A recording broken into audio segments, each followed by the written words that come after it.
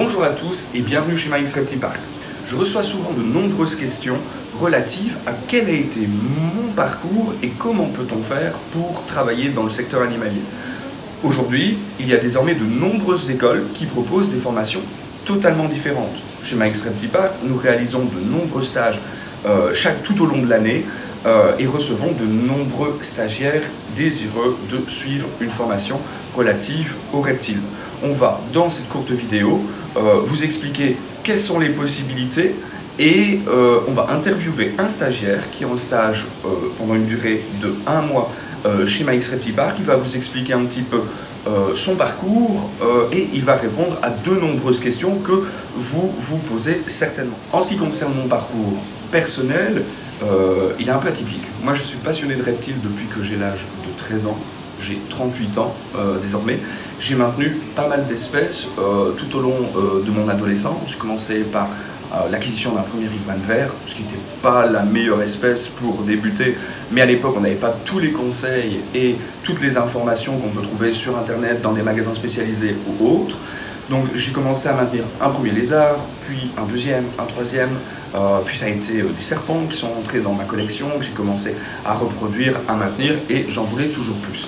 J'ai terminé mes secondaires générales, et quand j'ai eu terminé mes études, j'ai eu la chance de décrocher un job d'étudiant dans une animalerie où je m'occupais du secteur reptile. J'ai commencé un graduat en droit dans une école ici à Tournai. Et malheureusement, j'attendais qu'une chose, c'est arriver le vendredi soir, que l'école se termine, pour moi pouvoir commencer mon job d'étudiant qui était du samedi au dimanche. Je n'attendais que ça. Donc un beau jour, j'ai demandé à mes parents s'ils auraient accepté que j'arrête mes études. Ça a été assez compliqué, mais comme ils savaient que j'étais extrêmement passionné, ils ont accepté. J'ai contacté l'entreprise où je travaillais en job d'étudiant et ils m'ont dit, afin de leur demander s'ils cherchaient quelqu'un, et chance pour moi, ils cherchaient quelqu'un sur un plus long terme, qui soit à présent un nombre d'heures plus important chaque semaine. Et j'ai donc commencé une formation professionnelle en alternance de chef d'entreprise. Elle consistait en quoi cette formation? J'allais 2 jours à l'école par semaine et le reste du temps, j'étais immergé au sein de cette entreprise. J'ai eu de plus en plus de responsabilités. C'est moi qui me déplaçais à l'étranger pour sélectionner des animaux. C'est moi qui entretenais les animaux sur place, qui conseillais les clients. J'ai commencé par m'occuper d'une pièce, puis ça a été une deuxième pièce que l'on a rajoutée, une troisième, et j'ai essayé au sein de cette animalerie de développer le secteur le plus possible. Le fait d'être immergé sur le terrain au sein de cette animalerie pendant un nombre important d'heures par semaine, ça m'a permis fortement d'augmenter mes connaissances. Avoir une connaissance du terrain qui est assez importante et qui vous offre les bonnes bases pour vos projets futurs. J'ai terminé cette formation donc en alternance de 2 ans, qui me permettait d'apprendre par rapport à ce secteur d'activité ce que je devais apprendre, mais qui m'octroyait aussi un diplôme de gestion de chef d'entreprise, qui est un accès à la profession essentiel pour quelqu'un qui souhaiterait un jour ouvrir sa propre structure et être capable de la gérer financièrement par rapport au plan comptable, etc. Donc les deux étaient essentiels, le fait de savoir, d'augmenter ses connaissances reptiles, mais aussi de pouvoir gérer une structure. À la fin de cette formation de 2 ans, j'ai été engagé par cette animalerie et je serais resté au total là-bas 8 ans avant d'ouvrir mon propre magasin en 2007 au centre-ville de Tournai. Voilà, alors comme je vous ai dit, désormais il y a de nombreuses écoles qui vont proposer des formations permettant de travailler dans le secteur animal. Il y a des formations de type secondaire professionnel et il y a des formations de graduat. Par exemple, graduat en agronomie, spécialité technique de maintien animalier.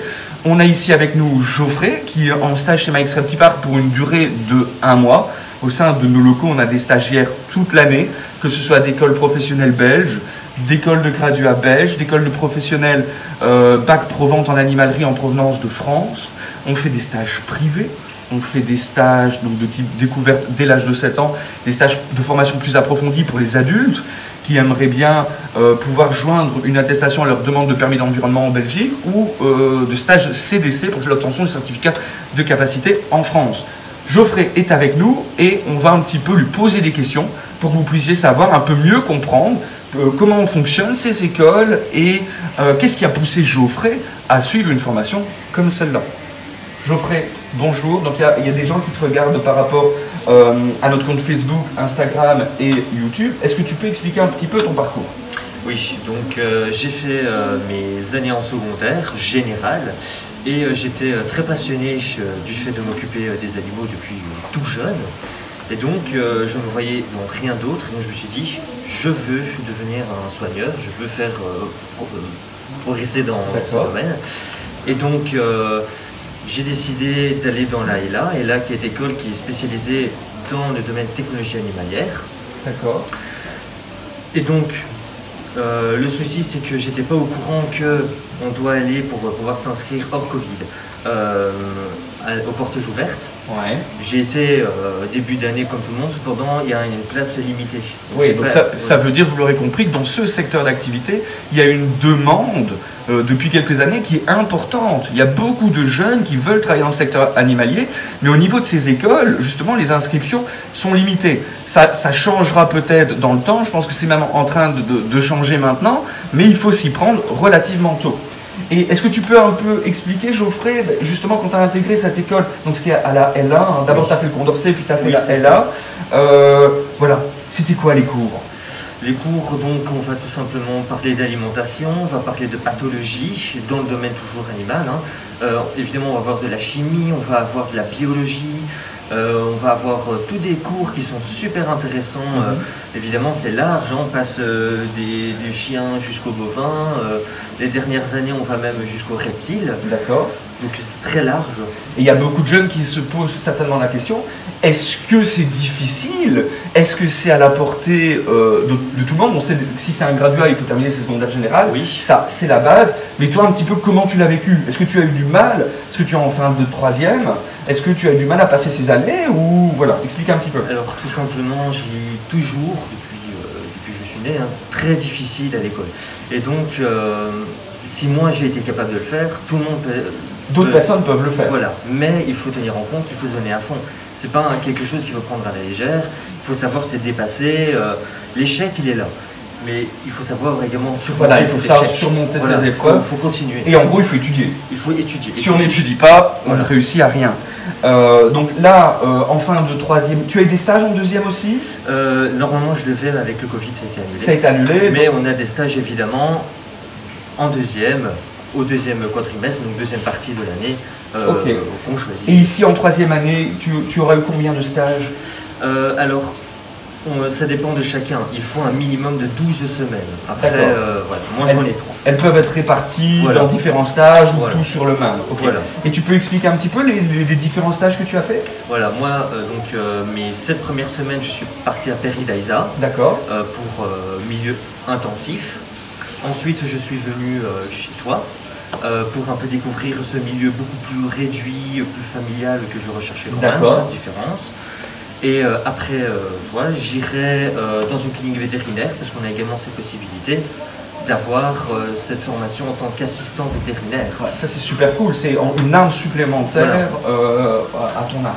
Oui, voilà. Et donc, quand tu auras fini cette formation, tu as encore ton TFE à rendre. Et si tu réussis ce TFE, tu as terminé ton cursus scolaire. Est-ce qu'on peut te demander quelles sont tes aspirations? Qu'est-ce que tu souhaiterais faire après? Alors, avant de faire justement ces stages, c'était dans les parcs comme Péridaïsa. Cependant, ici, je vois qu'ici, je commence déjà à changer. Donc, je me dis... En allant peut-être dans une clinique vétérinaire, je vais encore apprendre. C'est chaque jour, il y a un nouveau truc qui fait qu'on s'oriente. Donc rien n'est défini. Non, rien n'est défini. C'est un peu comme si moi, quand je travaillais donc pour cette animalerie, quand j'ai commencé à travailler là-bas en 2000, jamais je me suis dit un jour, je vais ouvrir mon propre magasin. J'ai continué à persévérer, à apprendre de plus en plus, et puis un beau jour, j'ai ouvert mon magasin. On est resté dans ce magasin au centre-ville pendant une durée de presque 13 ans. Jamais je me serais dit, je vais ouvrir une nouvelle structure avec un parc zoologique. Ça, c'est le futur, c'est le destin, et c'est en persévérant que des portes s'ouvrent et qu'on rencontre différentes opportunités. Voilà, alors si je devais vous donner mon avis personnel par rapport aux différentes écoles et aux différentes formations qui s'offrent désormais à vous, il est très simple. Le secteur animalier, c'est un secteur très restreint, où les offres d'emploi sont relativement faibles. Donc l'idéal, et quand on en a la capacité bien sûr, c'est de poursuivre ses études le plus longtemps possible. Le fait d'avoir le plus possible d'armes à votre arc. C'est ça qui va vous ouvrir des portes et qui va vous permettre de décrocher un poste de soigneur dans un parc zoologique ou dans une animalerie spécialisée, ou peut-être d'ouvrir un jour votre propre structure. En gros, aller le plus loin, se dépasser, mais aussi faire le plus de stages possible dans plein de structures différentes afin d'avoir une expérience béton.